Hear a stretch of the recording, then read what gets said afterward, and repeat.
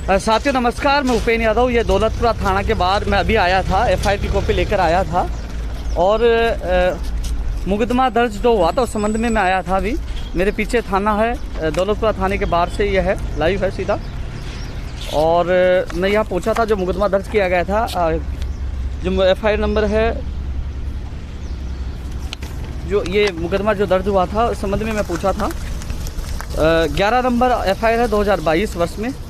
और मैं आपको बताना चाहूँगा कि मैं थाने के बाहर से हूँ, सीधा अभी अधिकारियों से मिला हूँ, लेकिन न गिरफ्तार कर रहे हैं न बयान ले रहे हैं। क्योंकि साथियों उनकी जो रणनीति है कि जो विधानसभा घेराव होगा उससे पहले मुझे उठाने की कोशिश करेंगे। क्योंकि आपने देखा होगा 30 सितंबर को जो आंदोलन था, पहले के मुकदमे में सुबह ही पुलिस प्रशासन चला गया और वहाँ मुझे गिरफ्तार कर लिया। तो वही रणनीति अब अपनाई जा रही है कि ये मुकदमे को पेंडिंग रखा जाएगा और जब विधानसभा घेराव का ऐलान होगा तो उससे पहले उठाने की कोशिश की जाएगी। लेकिन उनकी रणनीति को समझते हुए मैं आज थाने पूछा हूँ, थाने के अधिकारियों से जो यहाँ मौजूद थे उनसे मुलाकात की है और इस पर कोई रेस्पॉन्स नहीं। मैंने कहा कि आप मुझे दोषी मानते हो तो गिरफ्तार करिए, क्योंकि आप गिरफ्तार आप कर लोगे तो मुझे जमानत मिल जाएगी, जिससे फरवरी के आंदोलन में विधानसभा घेराव में कोई दिक्कत नहीं आएगी।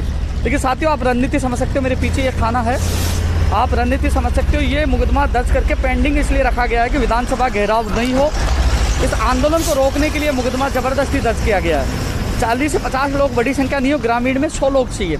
जबकि आप अशोक चांदना जी है, गुड्डा जी हैं, उनके ममता भूपेश जी हैं, पूर्व मंत्री हैं, एमएलए भगवान साई जी हैं, उनकी जो प्रोग्राम में आप देखोगे तो 500 हज़ारों की संख्या में वो भीड़ थी। उनके ऊपर मुकदमा दर्ज नहीं, मेरे ऊपर मुकदमा दर्ज इसलिए किया गया कि विधानसभा घेराव होगा, तो उस समय विधानसभा घेराव को रोकने के लिए ये मुकदमा दर्ज किया गया था।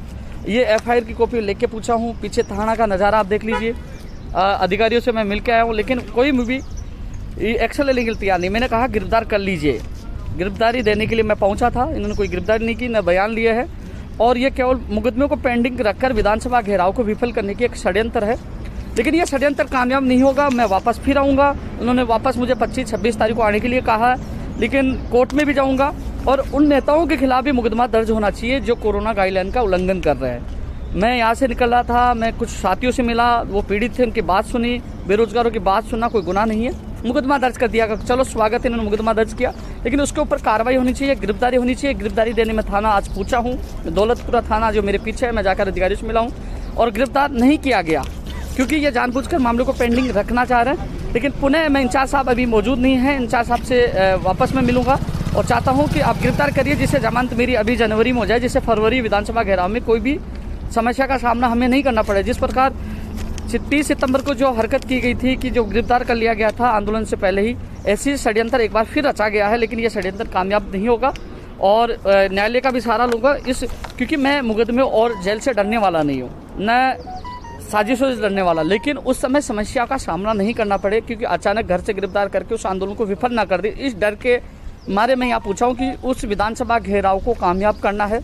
और कामयाब तब होगा क्योंकि जब कोई मुकदमा, क्योंकि इसके अलावा कोई मुकदमा पेंडिंग नहीं है, कई में जमानत हो चुका है, कई कोर्ट से समाप्त हो चुके हैं, लेकिन ये मुकदमा है और इस मुकदमे में ये मुझे अभी न तो एफआईआर लगा रहे और न गिरफ्तार कर रहे हैं। लेकिन ये आप लोगों को लाइव के माध्यम से इसलिए मैं बता रहा हूँ कि ये मुकदमा इसलिए दर्ज किया गया बाद में मुझे गिरफ्तार कर सके विधानसभा घेराव के दौरान, क्योंकि ये षड्यंत्र है।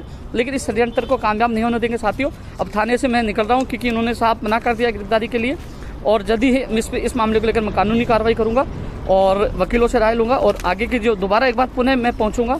और विधानसभा घेराव बड़ी संख्या में, इस बार हजारों की संख्या में विधानसभा घेराव होगा, ऐतिहासिक होगा। ये लड़ाई आर पार की होगी। धन्यवाद।